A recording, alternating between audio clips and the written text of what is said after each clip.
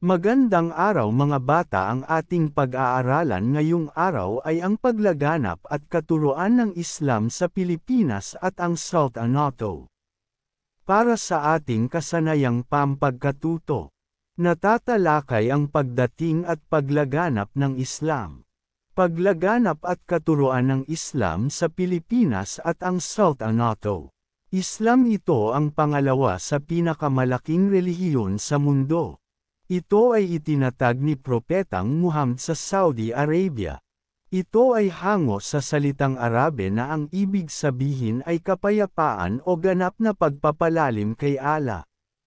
Ang tawag sa Diyos ng Islam ay Allah at ang tawag sa mga tagasunod nito ay Muslim. Ang Islam ay salitang Arabe na ang ibig sabihin ay pagsuko o pagsunod.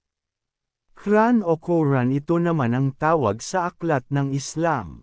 Naglalaman ito ng mga salita at katuruan ni Allah na inihayag kay Propetang Muhammad. Si San Gabriel ay nagpakita kay Propeta Muhammad upang ipangaral ang Islam. Nagsimula ang Islam noong ika-7 siglo, 7th century, sa tangway ng Arabia. Ang Islam ay lumaganap sa mga bansa tulad ng Indonesia, Pilipinas, Africa, India at Spain. Mosque, ito ang tawag sa simbahan o dambana ng mga Muslim. Pagsilang ng Muslim sa Pilipinas. 13 siglo Sheriff Makdum, Sulu. 1390 Raja Baginda. 1450 Abu Bakar, Holo. 1475 Sheriff Kabungsuan, Maguindanao. 10 Dato. 1. Dato Puti. 2. Dato Sumakwel. 3. Dato Bangkaya. 4. Dato Dumalagdog. 5. Dato Payburong.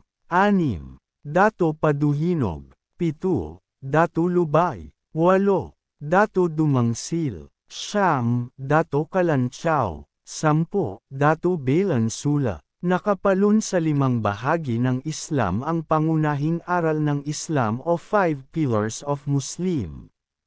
Shahada, ito ang pagbigkas ng walang ibang Diyos kundi si Allah at si Muhammad ang propeta ni Allah. Salat, ito ang pagdarasal ng 5 ulit sa isang araw na nakaharap sa Mecca, banal na puok ng mga Muslim. Zakat, ito ang pagbibigay ng tulong o limos na pananalapi sa mga mahihirap na kapatid na mga Muslim. Som, ito ang pag-aayuno sa panahon ng Ramadan, kaganapang pangrelihiyon ng mga Muslim. Hajj, ito ang paglalakbay sa Mecca. Kulturang Islam. Sultan ang pinakamakapangyarihan at katuwang sa pamamahala. Raja Muda, tagapagmana ng trono. Dayang prinsesa, Kali tagahukom, wazir, punong ministro, tawag sa nagsasalita ng katuruan sa Muslim. Pinapayagan ng Islam ang polygamy o ang pagkakaroon ng mahigit pa sa isang asawa kung may kakayahan ang mga lalaki na buhayin ang mga ito. Pinagbabawal din nito ang pagsusugal, paggawa ng imaheng panrelihiyon, pag-inom ng alak at lalo na ang pagkain ng karne ng baboy. Ang digmaang Muslim at Kastila ay naganap noong ika-13 ng Hunyo taong 1571. Mayroong dalawang dahilan kung bakit ito naganap. Una ay sa kadahilan ng gusto ng mga Kastila na siyang maghari at sakupin ang mga Muslim, at pangalawa ay sa kadahilanang nagpahayag ang mga Kastila ng mensahe ng Kristyanismo sa pamamagitan espada. Dahil sa pagsakop ng mga Kastila sa Pilipinas ay nagwakas noong taong 1878 at ang mga Amerikano ang siyang pumalit sa mga Kastila. Ang mga Amerikano at Hapon ay walang nagawa para sakupin ang mga Muslim. Nakabatay sa Quran ang batas na sinusunod ng mga Muslim. Itinatag ang pamahalaang Sultanato sa Sulu noong 1450. Itinatag ito ng isang Arabe, si Sayyid Abu Bakar, sa pamamahala sa nasasakupan, sinikap ng mga pinuno na ipatupad ang mga kaugalian, paniniwala, at batas ng Islam sa Banal Quran. Sultanato ang uri ng pamahalaang itinatag ng mga Muslim sa Mindanao. Sa Sulu itinatag ang unang sultanato, bukod dito mayroon ding naitatag sa Cotabato at Lanao. Ang sultanato ay higit na malaki kaysa sa barangay.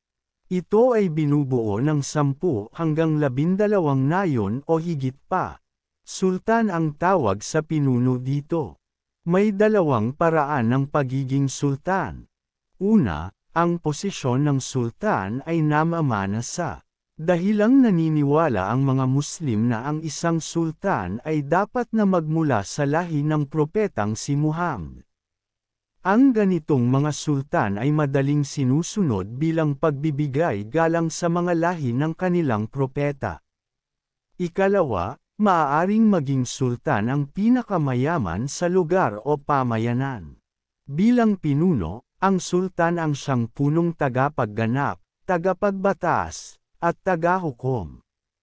Tungkulin din niyang pangalagaan ang kapakanan ng kanyang nasasakupan kaya't siya ang namumuno sa mga labanan o gaya ng panalangin sa mosque, pagbasa sa Quran, at iba pang pagdiriwang sa Islam.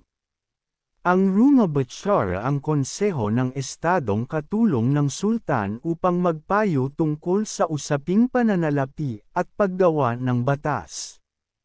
Ang qadi o hukom at ulema o iskolar naman ang gumagabay sa sultan upang magampanan ang mga gawaing panrelihiyon dahil sila ay bihasa sa Quran.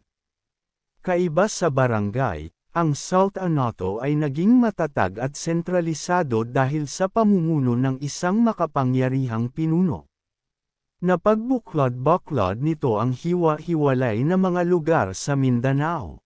Tumibay ang pakikipag-ugnayang panrelihiyon, pampolitika, pangkabuhayan, at pangmilitar sa lugar.